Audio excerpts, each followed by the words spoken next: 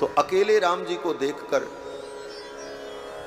हनुमान जी को अच्छा नहीं लगता, मन में वेदना होती। तो हनुमान जी क्या करते, बोले चले जाते सरयू जी के किनारे, और सरयू जी के किनारे प्रमोद वन में सरयू के तट पर बैठ जाते और दोनों हाथ में करताल लेकर सरयू जी का दर्शन करते हुए हनुमान जी महाराज की जो पूंछ है ना, उस पूंछ में 1.25 मन सोने का घंटा लगा हुआ है, 1.25 मन सोने का घंटा। और हनुमान जी की पूंछ कैसी है, बोले आजकल चित्र में, फोटो में, मूर्ति में लोग बना देते हैं कि हनुमान जी की पूंछ में आगे जो काले रंग का बाल है जैसे गाय की पूंछ होती है, लेकिन हनुमान जी की पूंछ ऐसी नहीं। बानर की पूंछ में कभी केश के गुच्छ नहीं होते, हनुमान जी की पूंछ में केश गुच्छ नहीं है।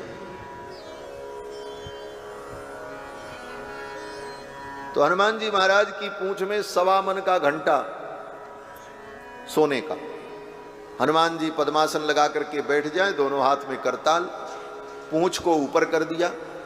हनुमान जी की पूंछ भी सदा ऊपर नहीं रहती।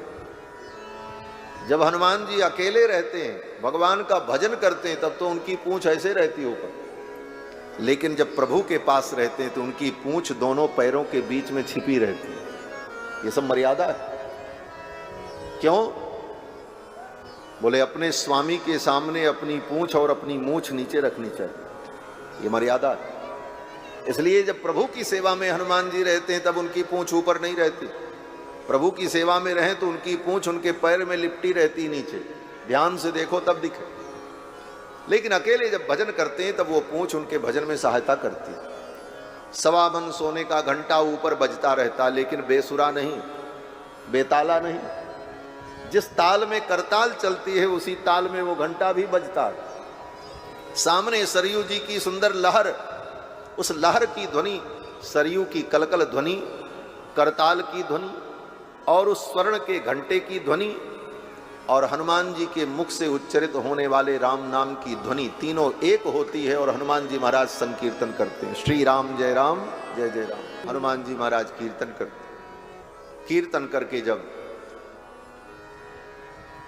मन भर जाता तब हनुमान जी भगवान के चरित्र का लेखन करते। हनुमान जी ने सोचा भगवान के चरित्र को मैं लिखूं, मेरे प्रभु की कीर्ति अक्षुण्ण बनी रहे। तो हनुमान जी ने सोचा कागज पे लिखेंगे, भोजपत्र पर लिखेंगे तो कालांतर में भीग करके, सड़ करके, गल करके खत्म भी हो सकती। पत्थर पर अगर लिख दें तो पत्थर की लकीर, कहते हैं ना कि पत्थर की लकीर, वो मिटती नहीं। तो हनुमान जी ने सोचा दुनिया कागज पर लिखती है, हम पत्थर पे लिखते। अब पत्थर कहाँ मिले? तो हनुमान जी तो महाराज सर्वसमर्थ हैं। हनुमान जी अपनी पूंछ को आदेश देते, हनुमान जी की पूंछ बढ़ती। हनुमान जी की पूंछ तो कितनी बढ़ सकती है इसका कोई अंदाजा नहीं लगा सकता। लंका में एक बार बढ़ा करके हनुमान जी ने दिखाया, बाढ़ी पूंछ कीन कपि खेला। तो हनुमान जी अपनी पूंछ को बढ़ाते, पूंछ सीधे पहुंच जाती कहां? बोले हिमालय, विंध्याचल, धवलागिरी, बड़े बड़े पर्वत पर उनकी पूंछ पहुंच जाए और वहां से सुंदर पत्थर का चयन करे और पूंछ पत्थर को उठा के लिया। हनुमान जी तो अयोध्या में बैठे, पूंछ जा रही, सारा काम करके चली आती और बड़ी सी पत्थर की शिला आ जाती। फिर हनुमान जी महाराज अपनी उंगलियों के नख से उस पत्थर को खोद खोद कर लिखते, जैसे पत्थर पर लिखा जाता है छीनी हथौड़ी से। हनुमान जी का नख वज्र के समान है, वज्र नख, वज्र दृष्ट, और दांत भी हनुमान जी महाराज के वज्र के समान है। वज्र के समान अपने नख से खोद खोद करके उस पत्थर पर रामचरित्र लिखने लगे।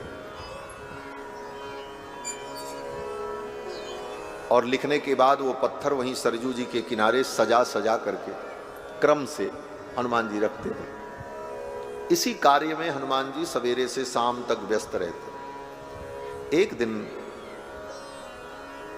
भगवान श्री राम ने भैया भरत से पूछा, भरत आजकल हनुमान जी बहुत कम दरबार में आते हैं, क्या बात, कहाँ रहते हैं? बुलाओ तो आते हैं, अपने से नहीं आते, जरा पता लगाओ। तो भरत जी महाराज पता लगाने आए। पता लगा सरयू जी के तट पर प्रमोद वन में हनुमान जी बैठे रहते। किसी की हिम्मत नहीं होती वहां जाने की, डर के कारण, क्योंकि पहले हनुमान जी का स्वभाव बड़ा मधुर था, लेकिन जब से किशोरी जी वन में चली गई, भगवान ने उन्हें वाल्मीकि महर्षि के आश्रम में भेज दिया, तब से हनुमान जी थोड़े चिड़चिड़े हो गए। मैया का दर्शन न मिले इसलिए चिड़चिड़ापन हो गया। कोई आवे अनावश्यक बात करे तुरंत उसको डांट के भगा दे। यही क्या कम कृपा की किसी को मारते नहीं, तो हनुमान जी महाराज की मार कौन सा पावे, एक ही बार में तो उसका राम नाम सत्य हो जाता। इस कारण से भय के कारण कोई अयोध्या का नागरिक, कोई व्यक्ति हनुमान जी के पास उधर जाता ही नहीं था। प्रमोद वन में वहां हनुमान जी रहते भजन करते, वहां कोई गया तो हनुमान जी के कोप का भाजन बने। हनुमान जी महाराज अपना अकेले रहते, और भजन तो अकेले ही में होता महाराज। अब भरत जी गए तो भरत जी को प्रणाम किया हनुमान जी महाराज ने। भरत जी ने पूछा, प्रभु ने याद किया? तो हनुमान जी ने कहा, ठीक है, हम अपने कार्य से निवृत्त होंगे तो आकर के प्रभु के चरणों में दर्शन करेंगे, प्रणाम करेंगे। भरत जी ने पूछा, कौन सा कार्य? बोले, ये कार्य। आगे भरत जी की हिम्मत नहीं हुई पूछने की कि ये कार्य है क्या, इतना पत्थर बटोर करके आपने क्यों रखा? भरत जी आए और आकर के भगवान से कहा, प्रभु हनुमान जी से जाकर के मैंने कहा कि आपने स्मरण किया है, आने को उन्होंने कहा है, लेकिन आजकल वो किस कार्य में व्यस्त हैं पता नहीं। बोले, क्या कार्य? बोले, बहुत सारा पत्थर बटोर करके लगता कोई किला उला बना रहे हैं,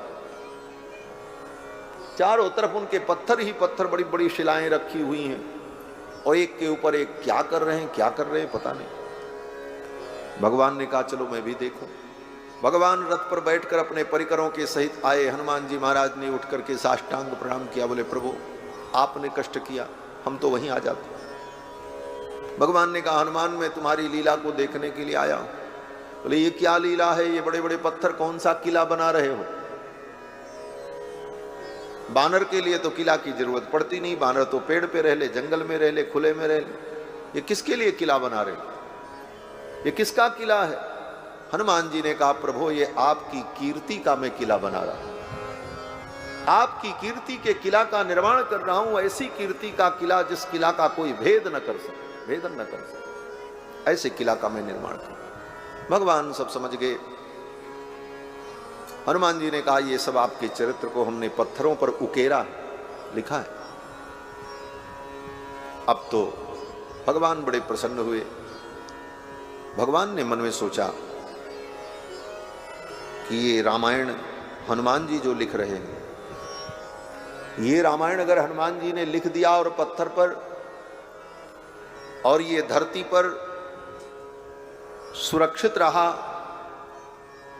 तो सर्वश्रेष्ठ रामायण होने का वरदान जो वाल्मीकि जी को प्राप्त है, और उनकी रामायण समस्त रामायण का उत्स होगी, ये श्रेय वाल्मीकि को नहीं मिलेगा। ब्रह्मा जी का वरदान व्यर्थ हो जाएगा। हनुमान जी के सामने, इनकी लेखनी के सामने किसकी लेखनी टिकेगी? तो भगवान ने हनुमान जी से कहा, हनुमान ये तुम लिखना बंद कर दो।